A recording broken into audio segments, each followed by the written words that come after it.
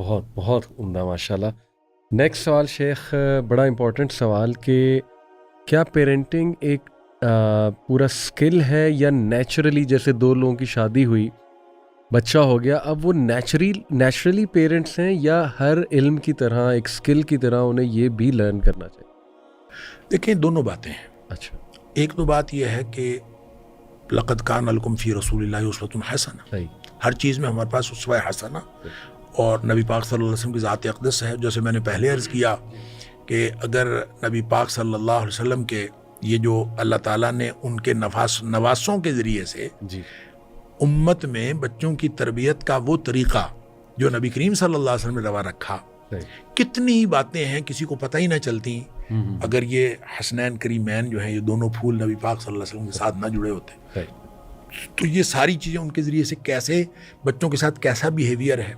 تو والدین کے گویا بنیادی چیز جو ہے ایک جو آپ نے پوچھا کیا یہ بس والدین ہونا کافی ہے کہ یہ کچھ اسکل ہے سیکھنی پڑتی ہے، یہ دونوں باتیں ہیں. ایک تو اسوہ نبی پاک صلی اللہ علیہ وسلم کو سامنے رکھنا پڑے گا، اور جو اس سے بنیادی بات ہے وہ یہ ہے کہ جو والدین ہوتے ہیں نا وہ اپنے اس فطری جذبے کے تحت ان کے مربی ہوتے ہیں جو اللہ تعالیٰ نے ان کی فطرت کے اندر رکھا ہوتا ہے. مثلاً ماں کی ممتا سکھانے سے تو نہیں سیکھی جاتی، یہ تو ایک فطری جذبہ ہے.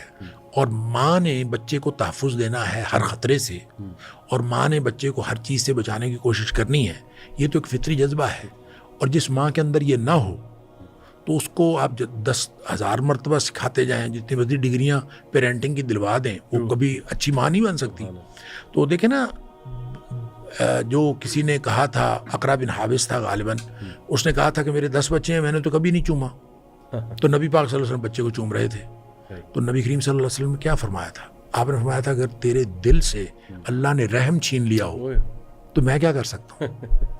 اس کا مطلب یہ ہے یہ ایک فطری بات ہے. باپ کا جو اپنی اولاد کے ساتھ تعلق ہے، ماں کا جو اپنی بچوں کے ساتھ تعلق ہے، ایک فطری چیز ہے. لہٰذا فطری طور پر ماں باپ ہونا، اور یہ ایک ایسا فطری رشتہ ہے جو غیر مشروط ہے، اس میں شرط کوئی نہیں ہے. مطلب باپ اچھا ہو تو پھر وہ باپ ہوتا ہے، وگرنہ نہیں ہوتا. برا بھی ہو تو باپ ہے.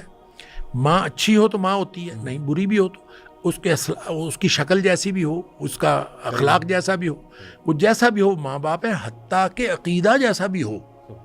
یعنی اسی سورہ لقمان میں جو پریکٹیکل سٹیپس بتائے تربیت کے، اس پریکٹیکل سٹیپ میں یعنی یہ ایک سٹیپ موجود ہے کہ آپ دیکھتے ہیں، بلکہ میں تو کہوں گا کہ اللہ پر ایمان کے بعد سب سے بڑا سٹیپ یہ ہے، انشکر لی ولوالدیک. انشکر لی، میرا بھی شکر کر اور اپنے والدین کا شکر گزار. اچھا، جو والدین بچوں کے خیر خواہ نہیں ہوتے، بچے بھی والدین کے خیر خواہ نہیں ہوتے. بالکل ہے. اچھا، والدین اگر اپنے بچوں کو یہ، یعنی اس کا مطلب یہ ہوا کہ اللہ پر عقیدہ سکھانے کے بعد، اللہ پر ایمان سکھانے کے بعد، والدین کا سب سے پہلا کام یہ ہے کہ والدین بچوں کو یہ باور کرائیں، یہ یقین دلائیں کہ اس دھرتی پر اللہ کے بعد اس دھرتی پر ہم سے زیادہ خیر خواہ کوئی نہیں ہے. اگر بچے کو یہ یقین آ گیا کہ اس پوری دھرتی پر اللہ کے بعد میرا خیر خواہ میرے والدین ہیں، ان کے علاوہ میرا کوئی خیر خواہ نہیں، اگر ان کو یہ یقین آ گیا تو ہر بات ماننے کے لیے تیار ہو جائے گا. لیکن شیخ یہ یقین اور سیکیورٹی دلوانا ماں باپ، دلوانا، میں یہی کہہ رہا ہوں نا کہ یہ تو اگر والدین یہ دونوں باتوں کو بیلنس کریں گے، ایک تو وہ فطری اٹیچمنٹ جو والدین کی ہوتی ہے. اگر دیکھیں یہ جو لمس ہے، یہ تو ماہرین نفسیات نے بھی، آپ نفسیات کو بہتر جانتے، میں تو خیر نفسیات کا طالب علم ہی نہیں ہوں، ہم نے تو جتنا دین سے پڑھا آپ نے اتنا ہی پڑھا، اور دنیا کے میں سمجھتا ہوں سب سے بڑے ماہر نفسیات نبی اکرم صلی اللہ علیہ وسلم ہیں. کہ دیکھیں کتنی بڑی بات ہے کہ ایک جو ماہرین نفسیات کہتے ہیں، جو ٹچ ہے، باڈی ٹچ والدین کا بچے کے ساتھ، یہ اس قدر امپورٹنٹ ہے کہ وہ بچہ اتنا کانفیڈنٹ ہو ہی نہیں سکتا جس کو یہ ماں باپ کا جو فزیکل ٹچ جو ہے یہ میسر نہ آیا ہو. اس کا اب نبی پاک صلی اللہ علیہ وسلم فرما رہے ہیں چومنے سے آپ فزیکلی جو ہے بوسہ لے رہے ہیں تو آپ فرما رہے ہیں کہ جو نہیں لیتا وہ کہتا ہے 10 بچے ہیں میں نے تو کبھی لفٹ ہی نہیں کرائی. بھائی تو بڑا بادشاہ ہے, بڑا تو سورما ہے کہ تو بچوں کو لفٹ نہیں کراتا. تو فرمایا تیرے دل سے اگر اللہ نے رحم کھینچ لیا ہے تو میں کیا کر سکتا ہوں. تو اس کا مطلب یہ ایک فطری جذبہ ہوتا ہے اور اس فطری جذبے کا اظہار باڈی ٹچ سے ہوتا ہے اور اس باڈی ٹچ کے نفسیاتی اثرات ہوتے ہیں. بچے کے اندر کانفیڈنس آتا ہے اور وہ ساری چیزیں انہیرٹ ہوتی ہیں اور جو اچھی اولاد بنتی ہے اور ماں باپ کی خیرخواہ اولاد بنتی ہے اس کے اندر یہ ساری چیزیں جو ہیں وہ ادھر سے ٹرانسمٹ ہو رہی ہوتی ہیں. ادھر سے ٹرانسمٹ ہوں گی تو پھر وہ فلیش بیک بھی کریں گی.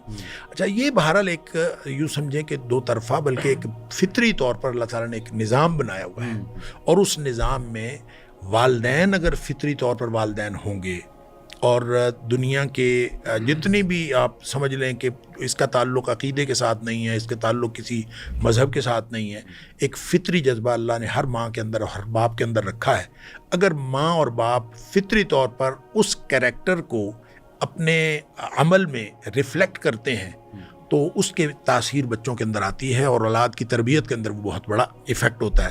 اور پھر بچہ جو ہے وہ یہ سمجھتا ہے کہ یار اتنے خیرخواہ ماں باپ اور اتنے اچھے, تو میں ان کا شکر ادا نہ کروں. انشکر لی والی والدیک, میرا بھی شکر کر, اپنے والدین کا بھی کر, اور والدین کے ساتھ اس نے سلوک کر. اور پھر اس کا آگے یہ بھی بتا دیا, اندازہ کریں والدین کافر بھی ہوں, والدین شرک کا حکم دے رہے ہوں, فرمایا کہ ان کی یہ بات تو نہیں ماننی کہ شرک کرنا ہے, کیونکہ اللہ کی نافرمانی میں کسی کی بات مانی نہیں جا سکتی. لہذا فرمایا کہ لا طاعت لمخلوق فی معصیت الخالق, وہ تو قانون الگ ہے, لیکن شرک والی بات نہیں ماننی.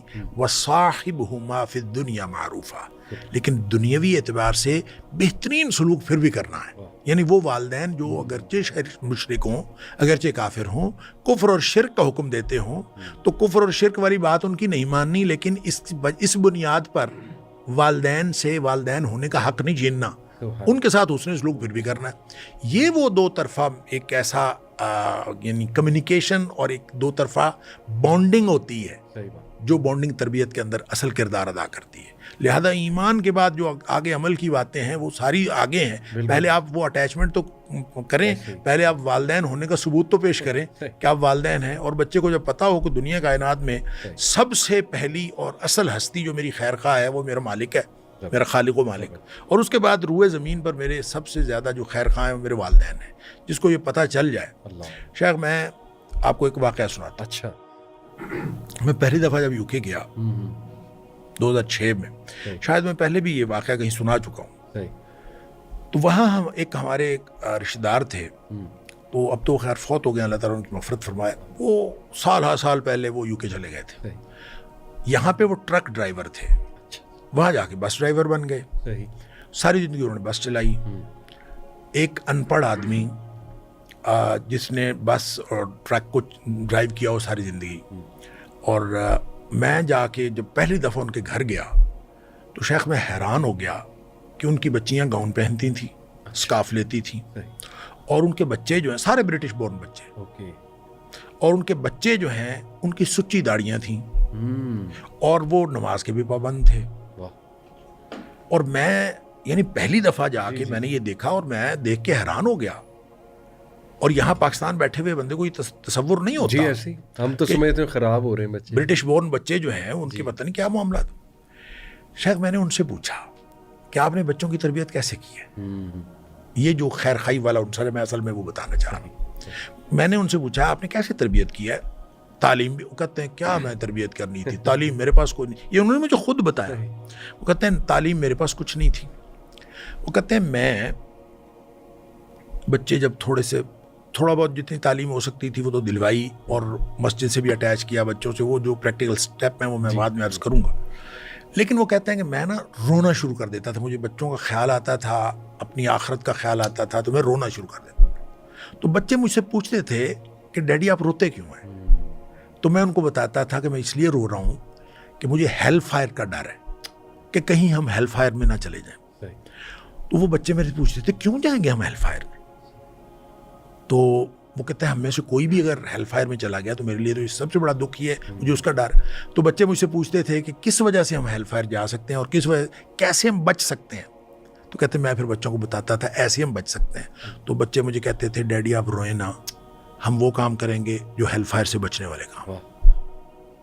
دیکھیں اگر آپ نے یقین دلا دیا بچوں کو کہ نہ تعلیم ہے پیچھے، نہ آپ کے پاس ڈگریاں ہیں، نہ کچھ ہے، آپ نے بچوں کو صرف یہ یقین دلایا ہے کہ آپ ان کے خیر خواہ ہیں، اور جس بچے کو یہ یقین ہو کہ میرا خیر خواہ میرا والد یا میری ماں اس سے بڑا دنیا میں خیر خواہ نہیں ہے، تو ہر بات تسلیم کرے گا، اور پھر اس سے جو ہے اس کا امپیکٹ تربیت کے اوپر آ جائے گا۔ شیخ آپ نے والد کی بات کی تو ہماری بہنیں ایک بڑا سوال پوچھتی ہیں، تو ان کو ریپرزینٹ کرتے ہوئے میں آپ سے سوال پوچھ رہا ہوں۔ وہ کہتی ہیں کہ پاکستانی معاشرے میں خصوصاً جو ہے نا وہ مرد یہ سمجھتا ہے کہ بچے کی تربیت 100% ماں کی ذمہ داری ہے، باپ پر صرف جو ہے نا وہ نان نفقے کی ذمہ داری ہے، اور ایک حدیث کا بھی سہارا لیا جاتا ہے، وہی جو رایا والی حدیث ہے، اور وہ آپ نے ہی سنائی تھی ماشاءاللہ پچھلے پوڈ کاسٹ میں بھی۔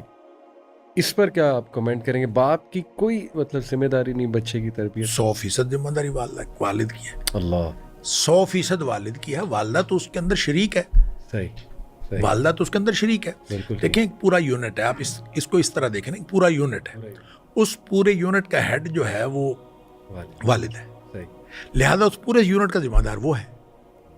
اچھا اس میں ذمہ داری صرف اولاد کی نہیں ہے، اس کی ماں کی بھی ہے، سب کی ذمہ داری اس شخص کے اوپر ہے۔ ماں کو سیدھے رستے پر رکھنا ہے، ماں کو سیدھے رستے پر لے کے جانا ہے، ماں کو بری چیزوں سے بچانا ہے، ان کی بچوں کی ماں کو بھی آگ سے بچانا ہے، بچوں کی ماں کی بھی تربیت کرنی ہے، بچوں کی ماں کو فیسیلیٹیٹ کرنا ہے، ہر چیز کی ذمہ داری جو ہے وہ باپ کی ہے۔ ایجوکیٹ بھی کرنا ہے اور ایجوکیشن کا انتظام بھی کرنا ہے، ان کو پورے کے پورے جو لیونگ سورسز ہیں وہ بھی فراہم کرنے ہیں، ان کو ہر چیز ان کی سہولیات کا خیال رکھنا ہے، ان کی فکری بالغی کا، ان کی تعلیم کا، ان کے ایمان کا، ان کے عمل کا، ہر چیز کا ذمہ دار اصل میں تو والد ہے۔ اب آ جائیں جو خاتون خانہ ہے، وہ والد چونکہ اس کی ذمہ داریاں جو ہیں وہ ڈائیورس قسم کی ہیں، اور وہ آؤٹ آف فیملی یعنی گھر سے باہر نکل کے آؤٹ آف ہوم وہ اس نے جانا ہوتا ہے، اور وہ کوئی پتہ نہیں کئی دن باہر رہے، کئی گھنٹے باہر رہنا ہوتا ہے، اس کا کام ہی ایسا ہے، اس لیے اس کی غیر موجودگی